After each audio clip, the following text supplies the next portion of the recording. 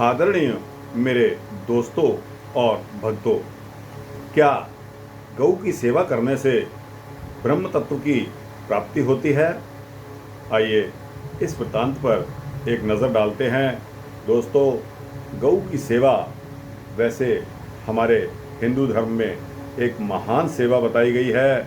दोस्तों, गौ एक ऐसा पशु है जिसको हम माता मानते हैं और उस माता के सारे शरीर पर देवताओं का वास है।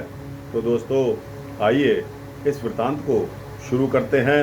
यह वृत्तांत गौशाला में जो मेरे भाई बहन सेवा में लगे हुए हैं, गौ माता की गौवंश को बढ़ाने के लिए, उनके लिए बहुत काम की चीज़ है।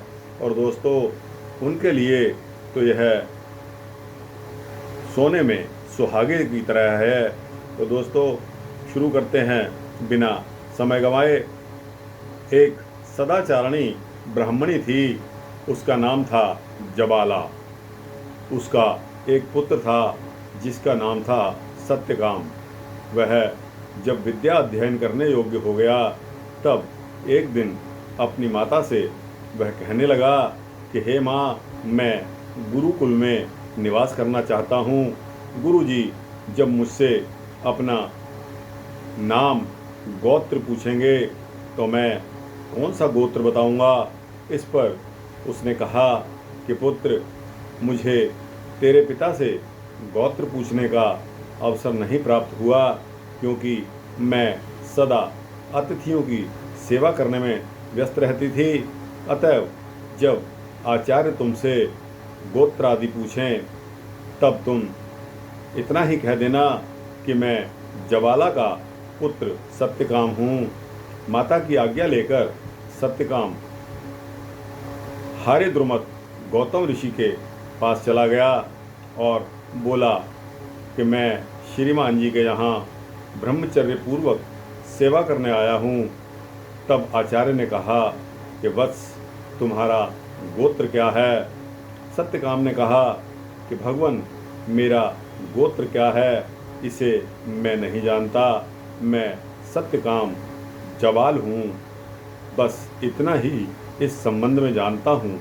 इस पर गौतम ने कहा कि वत्स, ब्राह्मण को छोड़कर दूसरा कोई भी इस प्रकार सरल भाव से सच्ची बात नहीं बताता। जा, थोड़ी समिधा ले आ, मैं तेरा उपनयन संस्कार करूँगा। सत्यकाम का उपनयन संस्कार करके 400 दुर्बल गायों को उसके सामने लाकर गौतम जी ने आज्ञा दी कि तू इन गायों को वन में चराने के लिए ले जा, जब तक इनकी संख्या 1000 नहीं हो जाएगी, इन्हें वापस मत लाना। उसने कहा, भगवान, इनकी संख्या 1000 हुए बिना मैं नहीं लौटूंगा, आप चिंता मत करिए।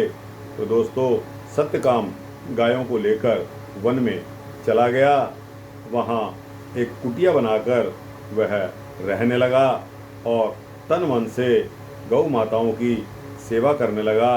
धीरे धीरे गायों की संख्या बढ़ती चली गई और ऐसा समय आ गया कि जब गायों की संख्या पूरी 1000 हो गई, तब एक दिन एक वृषभ सांड ने सत्यकाम के पास आकर कहा कि वत्स, हमारी संख्या 1000 हो गई है, अब तू हमें आचार्य कुल में पहुंचा दे।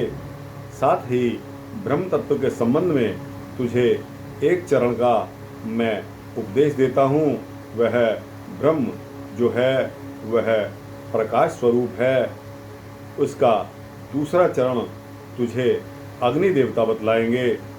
तब सत्यकाम गायों को लेकर आगे चला और संध्या होने पर उसने सभी गायों को रोक दिया और उन्हें जल पिलाकर वहीं रात्रि निवास की व्यवस्था की। तत्पश्चात काष्ठ लाकर उसने अग्नि जलाई। अग्नि ने कहा कि सत्यकाम, मैं तुझे ब्रह्म का द्वितीय पाद बतलाता हूँ। वह अनंत लक्षणात्मक है, अगला उपदेश आपको हंस देंगे। अगले दिन सायंकाल सत्यकाम पुनः किसी सुंदर जलाशय के किनारे ठहर गया और उसने गांव के रात्रि निवास की व्यवस्था कर डाली। इतने में ही एक हंस ऊपर से उड़ता हुआ आया और सत्यकाम के पास बैठकर बोला कि सत्यकाम ने कहा कि भगवान क्या आज्ञा है। हंस ने कहा, मैं तुझे ब्रह्म के तृतीय पाद का उपदेश दे रहा हूँ, वह ज्योतिषमान है। चतुर्थ पाद का उपदेश तुझे मुदग यानी कि जल मुर्ग करेगा। दूसरे दिन सायंकाल सत्यकाम ने एक वट वृक्ष के नीचे गायों के रात्रि निवास की व्यवस्था की।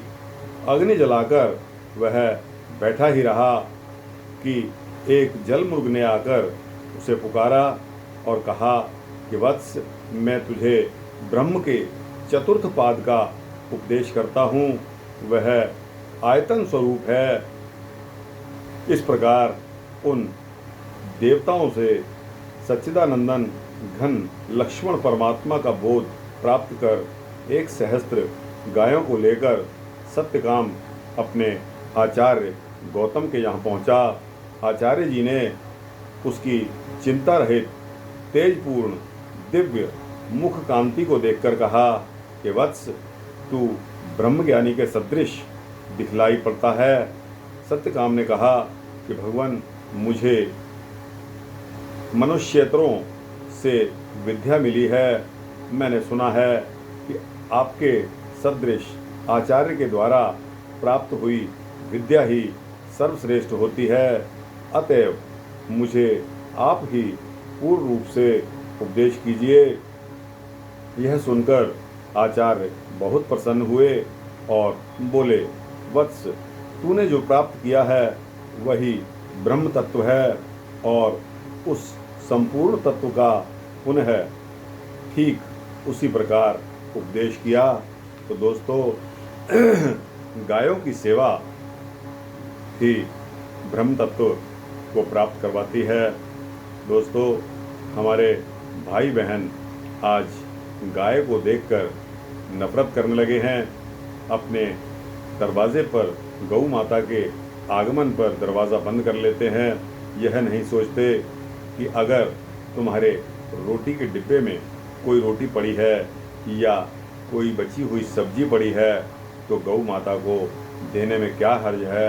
वह वैसे भी जब सब्जी और रोटी खराब हो जाती हैं तो फेंकनी पड़ती हैं। कोशिश कीजिए कि खाना खराब ना हो और जब कभी गौ माता का आगमन आपके द्वार पर हो तो जो कुछ भी टूटा फूटा कमती बढ़ती आटा, दाल, चावल, रोटी, जो कुछ भी आपके पास उस समय हो वो आप गौ माता को समर्पित करें। देखो आपके कितनी बरकत पड़ती है। तो दोस्तों, यह वृतांत यहीं पर समाप्त करता हूँ। आपको कैसा लगा?